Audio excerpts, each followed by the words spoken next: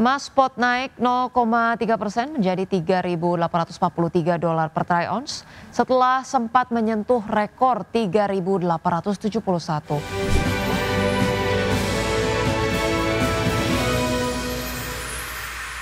Pemirsa, harga emas kembali menguat pada Selasa mendekati rekor tertinggi seiring meningkatnya kekhawatiran terhadap potensi penutupan pemerintahan Amerika dan melemahnya data tenaga kerja yang memperkuat ekspektasi pemangkasan suku bunga bulan depan.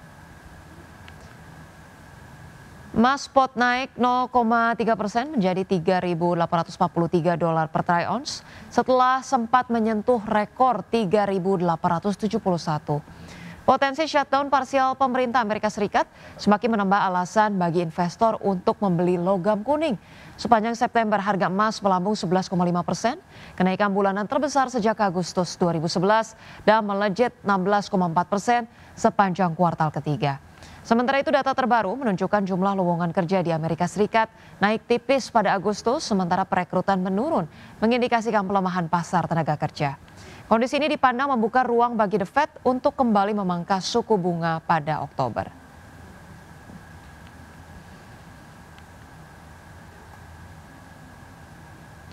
Selanjutnya pemirsa, dari pergerakan bursa global, bursa Wall Street berakhir menguat pada Selasa meski sesi berlangsung fluktuatif dengan ketiga indeks utama mencatatkan kenaikan bulanan dan kuartalan. Investor tetap cemas terhadap potensi penutupan pemerintahan Amerika Serikat yang dapat menunda rilis data ekonomi penting serta memperkeruh arah kebijakan suku bunga The Federal Reserve. Baik pemirsa, kami hadirkan informasi di mana pada perdagangan Selasa indeks Dow Jones Industrial Average naik 0,18% ke level 46.397. Sekaligus menorehkan rekor penutupan tertinggi. Indeks berbasis luas S&P 500 ditutup menguat 0,41% menjadi 6.688. Sementara itu Nasdaq Composite Index meningkat 0,31% menjadi 22.660. Sementara itu pemirsa, bursa ekuitas Eropa berbalik arah dan berakhir di area hijau pada Selasa meski pelemahan sektor energi membatasi kenaikan lebih lanjut. Investor terus mencermati potensi dampak penutupan pemerintahan Amerika Serikat terhadap pasar keuangan global. Pemirsa, indeks Stoxx 600 ditutup naik 0,48% ke level 558,18. Kemudian indeks DAX Jerman meningkat 0,57% ke posisi 23.880 dan indeks CAC Prancis menguat 0,19% ke posisi 7.895.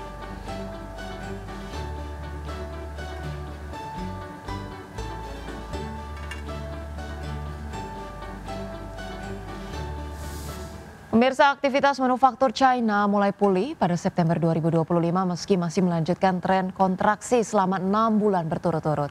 Biro Statistik Nasional China melaporkan Purchasing Managers Index manufaktur naik tipis ke level 49,8 di bulan September dibandingkan 49,4 di bulan sebelumnya. Aktivitas manufaktur China mulai pulih pada September 2025 meski masih melanjutkan tren kontraksi selama 6 bulan berturut-turut di tengah resiko perlambatan ekonomi setelah lonjakan pertumbuhan pada awal tahun. Biro Statistik Nasional China melaporkan Purchasing Manager Index manufaktur resmi naik tipis ke level 49,8 dari 49,4 pada Agustus. Catatan itu lebih tinggi dari perkiraan ekonom Bloomberg di 49,6. Tren kontraksi ini merupakan periode terpanjang sejak 2019.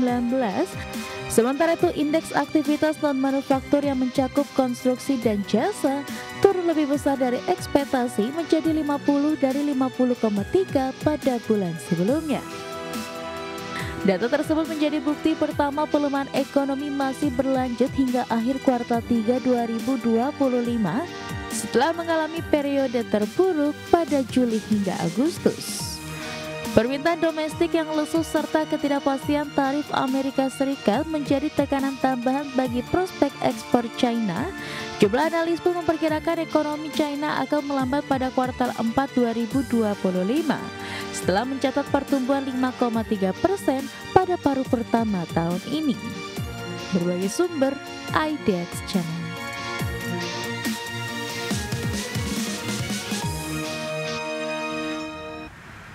Ya pemirsa, terima kasih Anda masih bersama kami di Market Buzz. Pemirsa, indeks harga saham gabungan atau IHSG ditutup melemah dalam 0,77% di level 8.000-an di perdagangan Selasa hari terakhir perdagangan September.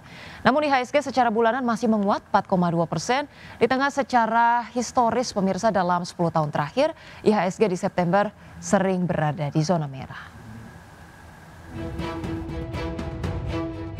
Indeks harga saham gabungan ditutup melemah 0,77% ke 8.061,06 di akhir perdagangan Selasa.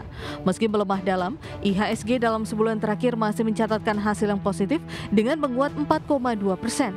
Hal ini perlu diapresiasi karena secara historis IHSG di September memang sering tertekan dan berada di zona merah. Dalam 10 tahun terakhir atau dari 2015 hingga 2024, IHSG di September berkinerja minus sebanyak 8 kali yang menunjukkan probabilitas penurunan 80%. Sementara indeks sektor properti dan real estate menguat 0,29% dan sektor energi naik 0,28%. Sektor transportasi dan logistik turun paling dalam 1,83%, sektor perindustrian terkoreksi 1,42% dan sektor keuangan melemah 1,37%. Saham grup Prayogo Pangestu dan perbankan Jumbo menjadi pemberat IHSG. Saham Brand ditutup melemah 3,1% di level Rp9.375 per saham, menjadi satu kontributor terbesar terhadap penurunan IHSG di 11,43 indeks point. Dari perbankan Big Caps, saham BBRI ditutup melemah 2,01% di level Rp3.900 per saham dan membebani IHSG di 13,25 poin. Saham BBCA ditutup melemah 1,93% di level Rp7.625 per saham, menyumbang 10,75 poin ke koreksi IHSG.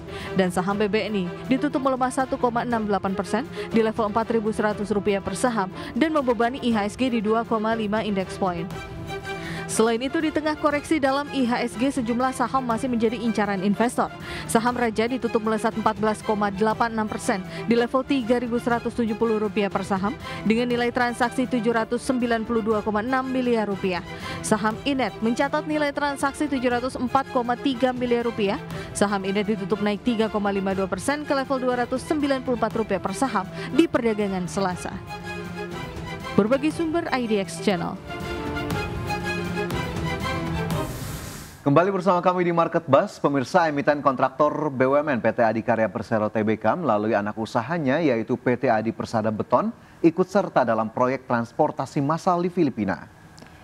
Ya, Direktur Utama Adi Beton Johan Arifin mengatakan perseroan ikut serta dalam proyek North-South Commuter Railway di Filipina.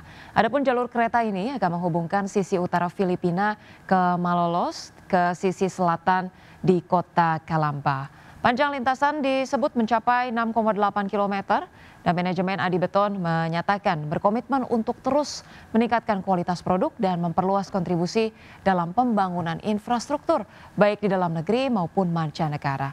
Lebih lanjut, dalam proyek strategis tersebut, Adi Beton dipercaya untuk memberikan jasa pendampingan teknis, pengadaan dan pelaksanaan precast segmental box girder bagi kontraktor pelaksana APJV.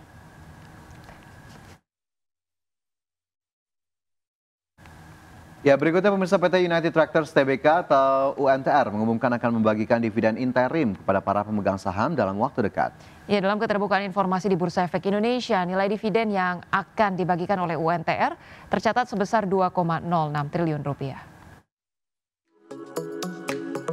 PT United Tractors Tbk mengumumkan akan membagikan dividen interim kepada para pemegang saham dalam waktu dekat. Dalam keterbukaan informasi di Bursa Efek Indonesia, nilai dividen yang akan dibagikan oleh United Tractors tercatat sebesar Rp2,06 triliun. Nilai dividen tersebut berasal dari laba bersih yang dapat diatribusikan kepada entitas induk pada semester 1 tahun 2025, yakni sebesar Rp8,13 triliun. Dividen per saham jika sudah ada kepastian jumlah saham yang akan dibagi adalah sebesar Rp567 per saham.